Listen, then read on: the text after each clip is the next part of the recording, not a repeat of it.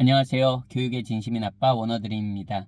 이번 영상에서는 그 해외 유학을 다녀왔다고 해서 한국에서 인정해주는 시대는 이제 지났다고 봐야 됩니다, 여러분.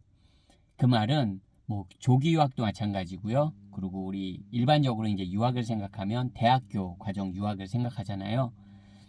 예전 아주 예전에는 뭐 미국 유학파다, 뭐 영국 유학파다. 그러면 그 자체만으로도 와, 유학생이구나, 유학파구나 이렇게 인정해주는 시대가 분명히 있었습니다. 대한민국에서. 하지만 더 이상은 아닙니다. 물론 예외가 있다면 정말 미국 쪽, 뭐 북미 기준으로는 아이비리그급의 대학이나 정말로 누가 들어도 와, 이 대학은 정말 명문이다, 이 정도의 대학, 혹은 영국에서도 소위 말하는 뭐 옥스브리지 정도, 그런 아주 최고의 대학을 나오지 않았다면 이제는 압니다. 한국 분들도 유학이, 해외 대학 진학은 그렇게 한국만큼 빡세지 않다는 것을 알고 있습니다. 그렇기 때문에 정말 유학을 간다면 살아남을 수 있는 경쟁력을 키워야 되는 겁니다. 일단 그러면 한국에 와서 뭐 특별하게 유학파로서의 메리트도 없고, 그리고 오히려 기대치는 굉장히 높습니다. 유학을 다녀왔다고 생각하면, 학부 기준으로 대학교를 외국에서 나왔다고 생각하면 한국 분들은 영어를 그 사람이 굉장히 잘할 거라고 생각합니다. 근데 유학해보신 분들 아실 거예요. 4년간 대학교 다녔다고 영어가 정말로 원어민급으로 되던가요? 그렇지 않습니다. 현실적으로는. 그러니까 어떻게 보면 한국 분들의 높은 기대치를, 해외 유학파라는 기대치를 아마 맞추기가 정말 쉽지 않을 겁니다. 한국 분들의 눈높이가 의외로 상당히 높습니다. 좀 비현실적으로 높으세요. 그래서 참 이 유학파라는 게 애매합니다. 국내 시장에서 이렇게 뭐 취업 경쟁을 해도 특별하게 메리트가 없는 것도 이제 사실입니다. 그럼 어떻게 해야 됩니까, 여러분? 그렇죠. 자기가 유학한 곳, 해당 국가나 아니면 이제 다른 해외에서의 그런 커리어를 계속 이어나갈 수 있도록 해야 되는데요. 그러려면 또 첫 번째가 문과 계열은 상당히 어렵습니다. 현실적으로 문과 계열은 자국민, 영어권 국가 기준으로도 자국민도 취업이 어렵습니다. 현실적으로 굉장히 힘듭니다. 그리고 또 한국 학생들은 이런 경향도 있습니다. 수학을 못하고, 예를 들어서 과학을 못하고, 과학을 못한다기보다 수학을 못하고 과학에 좀 흥미가 떨어지면 그러면 문과를 선택하는 경향이 있습니다. 절대 안 됩니다, 여러분.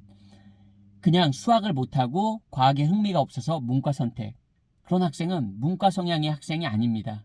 그냥 성향이 아니라 수학을 못하고 말 그대로 과학에 흥미가 없는 거예요. 그럼 문과 성향이 아닙니다, 여러분.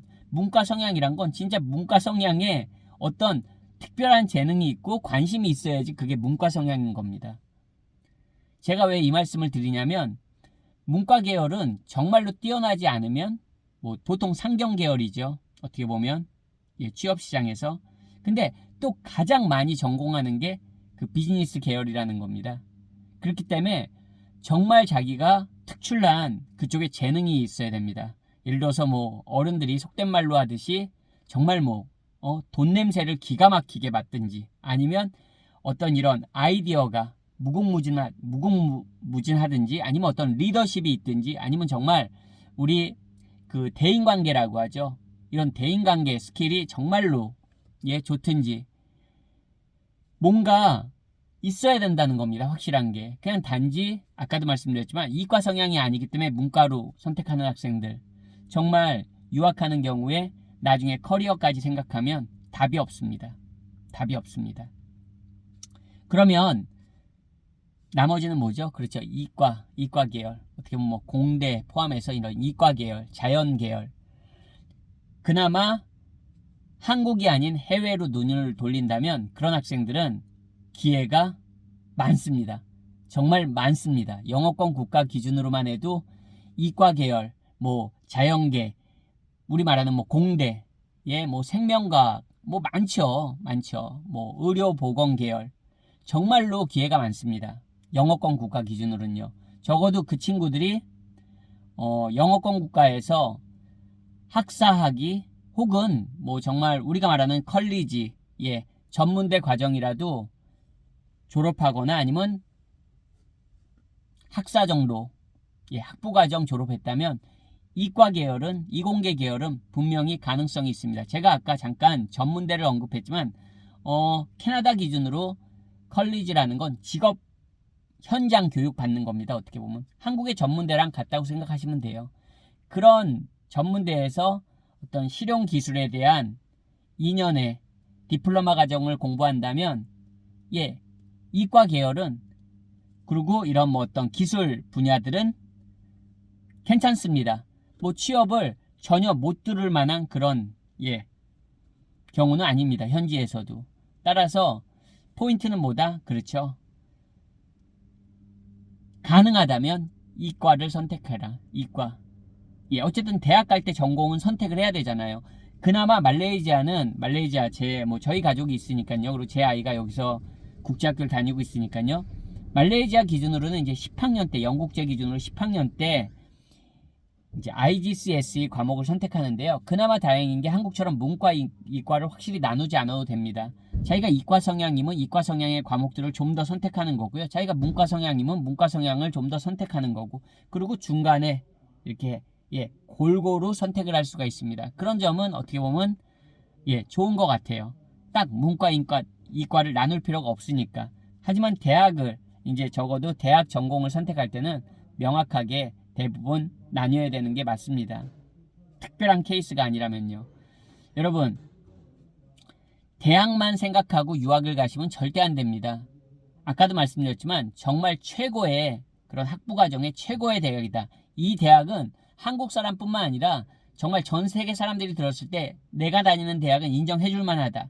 그 정도의 네임 밸류가 있는 대학이 아니라면 예, 이제 한국 시장에서도 참 만만치가 않습니다. 아까 말씀드렸듯이 해외 취업할 때는 여러분 뭐 대학 이름 굉장히 좋은 대학이면, 예, 해외에서도 인정을 받죠. 하지만 웬만한 급의 대학이라면 뭐 대학 이름 때문에 차별을 당한다거나 어떤 굉장한 어떤 플러스 혜택을 받는다거나 그런 거는 많이 없습니다. 취업 시장에서.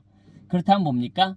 말 그대로 자기의 전공 능력과 어떤 그런 인맥입니다. 특히 캐나다 같은 경우엔 잠깐 말씀드리지만 취업 시 인맥이 굉장히 중요합니다. 대부분 아는 사람을 통해서, 지인을 통해서 취업하는 경우가 많습니다. 한국처럼 뭐 대기업 공채를 통과한다거나 그런 경우들이 거의 없습니다. 네. 그리고 또 하나 마지막으로 고려해 보셔야 될 게 그 취업 후에 내가 대학 공부를 마친 후에 그 나라에 체류할 수 있는 비자가 보장되는지 확실하게 여러분 확인을 하셔야 됩니다. 그거를 확인하지 않고 그냥 대학 이름만 보거나 이런 식으로 유학 간 학생들, 즉 대학 과정만 생각하고 유학을 갔던 학생들은 졸업을 하고 나면 당황하게 됩니다.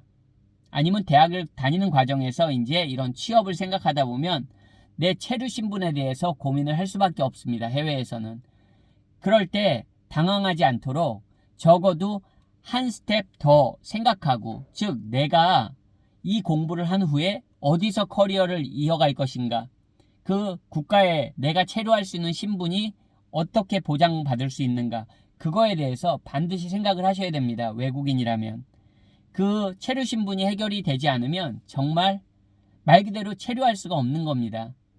뭐 미국 같은 경우엔 문과 계열 대학을 나오면 1년 정도 보장하고요. 뭐 이과 계열, 우리 STEM이라고 합니다. STEM 알아두시면 좋아요. Science, Technology, Engineering, 그리고 Mathematics. 예, STEM. 이 STEM 전공하면은 보통 3년을 그래도 비자가 보장된다고 알고 있습니다.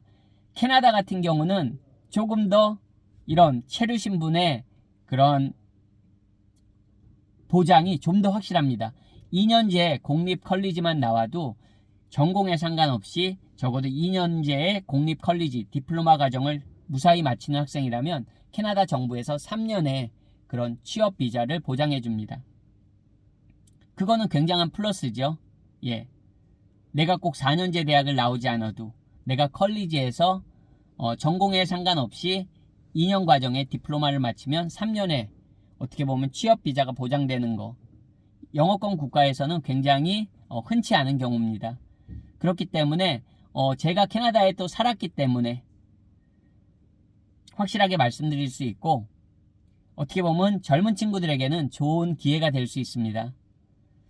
뭐 꼭 모두가 다 4년제 대학을 나오고 모두가 다 최고의 대학을 나오고, 이제 그런 시대는 지났습니다. 여러분, 유학도 뭡니까? 정말 다양하게 가잖아요. 조기 유학만 하더라도 미국, 캐나다, 그리고 지금 저희같이 말레이시아, 말레이시아도 뭐 정말 학비가 비싼 학교부터 시작해서 학비가 저렴한 학교까지 정말 초이스가 다양합니다. 동남아 조기 유학, 여러분, 꼭 말레이시아만 있습니까? 베트남, 태국, 필리핀, 정말 다양한 곳으로 요즘은 한국 학생들이 많이 유학을 갑니다. 하지만 반드시 제가 지금 말씀드린 내 아이가 문과 성향이냐 이과 성향이냐, 그리고 내 아이가 대학을 해외에서 간다면 커리어를 한국에서 이어갈 것인지, 아니면 그 외에 해외에서 커리어를 이어갈 것인지, 그거에 대해서 학생은 어떻게 보면 어리기 때문에 학생 스스로 생각할 수 있는 힘이 없습니다, 여러분. 그러면 그거를 누가 가이드를 해주셔야 되죠? 그렇죠? 부모님이 가이드 해주시는 겁니다. 부모님도 같이 아무 생각이 없으시다면 그때는 조금 당황스러운 그 과정 중에 당황스러운 일들이 아마 많으실 거예요. 여러분, 알고서 준비하는 것과 또 모르고 그때 되면 그때대로 되겠지. 비자법이야 늘 바뀌는 거 아니야? 그렇게 생각하실 수도 있겠지만, 항상 영어권 국가 기준으로 이과 계열, 이공계 계열, 아니면 어떤 기술직의 이런 젊은 인력을 선호한다는 거는 당분간 바뀌지 않을 것 같습니다. 여러분, 꼭 생각하셔가지고 자녀들이 유학 후에도 좀 안정되게, 그리고 좀 더 좋은 대우를 받으면서 자기의 역량을 발휘할 수 있는 그런 아이들로 만들기 위해서는 부모님도 아시고 잘 가이드 해주셔야 될 것 같습니다. 오늘 영상도 시청해주셔서 감사드리고, 저는 또 다음번 영상에서 인사드리겠습니다. 안녕히 계세요.